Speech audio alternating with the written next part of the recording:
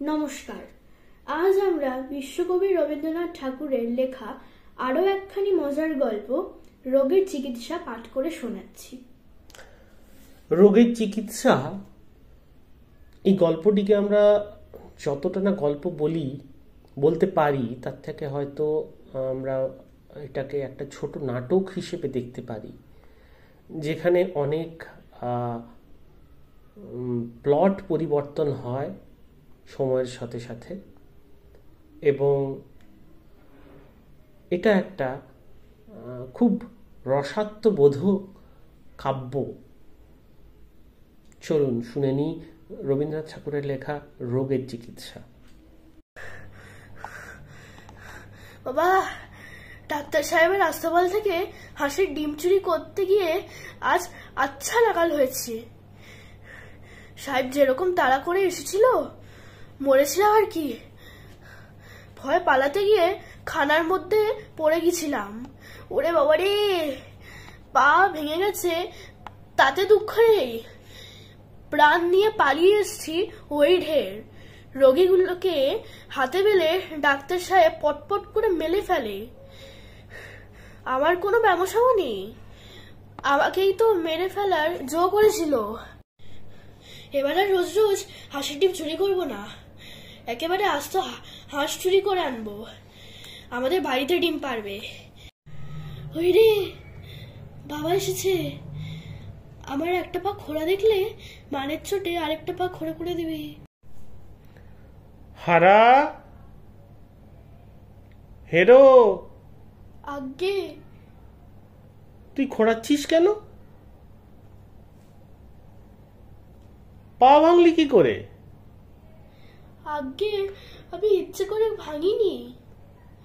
তা তো জানি, কি করে ভাঙলো সেটা বল না। জানি না বাবা। তোর পা ভাঙলো তুই জানিস না তো কি পাড়ার ওই গোবরা তেলি জানবে? কখন ভাঙলো টের পাইনি বাবা। বটে, এই লাঠির বাড়ি তোর মাথায় ভাঙলে তখন টের পাবি। না বাবা, ওই মাথাটা বাঁচাতে গিয়েই পা ভেঙেছি। বুঝেছি।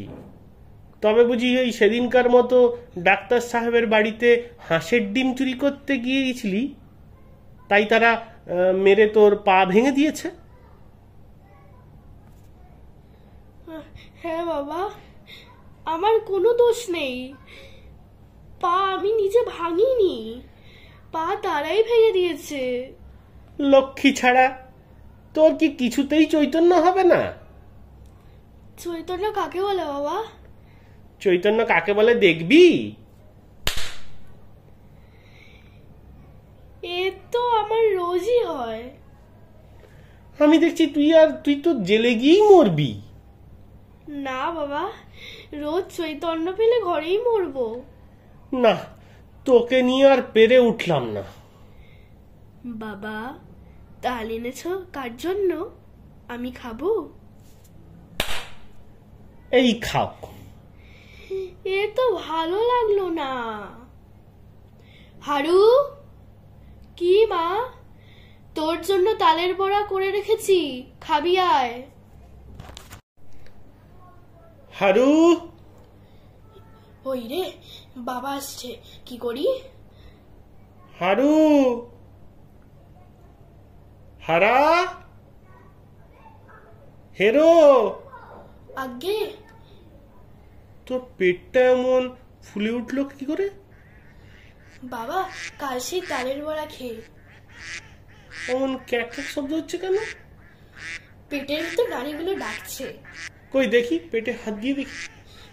শো না, বড্ড ব্যথা করছে। ও, সব বুঝেছি। তোকে জব্দ করতে হবে। তোমার এই রোগ সহজ নয়। চল, তোকে আমি হাসপাতালে নিয়ে যাই। যা বাবা, এমন আমার মাঝে মাঝে হয়, আপনিই সেরে দেয়। কই রে, এ তো ক্রমে বেড়েই চলেছে। চল, আর দেরি কর। বাছার আমার কি হলো গো? হ্যাঁ গো, তুমি বেশি গোল করো না, ওই হাসপাতালে নিয়ে গেলেই এ ব্যামো সেরে যাবে। আর বেশি গোল করছি না তোমার ছেলের পেট বেশি গোল করছে? এই যে হাঁসের মতো ক্যাক ক্যাক করে। বাবা হারু, তোকে আর আমি হাঁসের ডিম খেতে দেবো না। পেটের মধ্যে হাঁস ডাকছে, কি হবে? না মা, ও হাঁস নয়, ও তালের বড়া। হাঁস তোমাকে কে বলেছে? কখনো হাঁস নয়, হাঁস হতেই পারে না। আচ্ছা বাজি রাখো, যদি তালের বড়া হয়। তালের বড়া কি অমন করে ডাকে বাছা? তুমি একটু চুপ করো মা। তোমাদের গোলমাল শুনে পেটের ভিতরে আরো বেশি করে ডাকছে। বসেদের বাড়িতে আমার একটু কাজ আছে, আমি কাজ সেরেই হারুকে হাসপাতালে নিয়ে যাচ্ছি। ওগো, এই যে ক্রমেই বেরিয়ে চললো। ওগো মুখুজ্জে মশাই। কি গো বাছা? বাছার আমার ক্রমেই বাড়তে লাগলো। একে শিগগিরই ওই যে কি বলে, ওই তোমাদের ওই হাসপাতালে নিয়ে চলো। তা আমি তো প্রথম থেকেই বলছি, হারুর বাবা তো এতক্ষণ দেরি করিয়ে রাখলো। হারু চল ওঠ। না দাদা মশাই, আমি হাসপাতালে যাব না, আমার কিচ্ছু হয়নি। তা কিছু হয়নি বটে, কিন্তু তোর পেটের ডাকের চোটে ওই পাড়া শুদ্ধুর লোক যে অস্থির হয়ে উঠেছে। পেটের মধ্যে বাত, শ্লেষ্মা আর পিত্তি তিনটেতে মিলে দাঙ্গা হাঙ্গামা দিয়ে দিয়েছে। তোমার পেটে কি হইয়াছে? কিছু হয়নি সাহেব, এবার আমাকে মাফ করবে সাহেব, আমার কিচ্ছু হয়নি।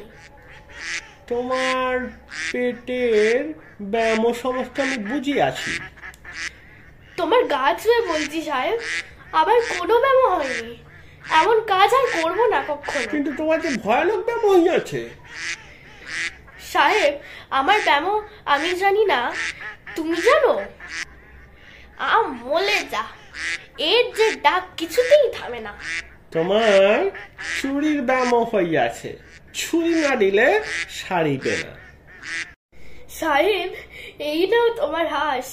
তোমার এই হাঁস কোনো মতেই আমার পেটে সইল না, এর চেয়ে ডিমগুলোই ছিল ভালো।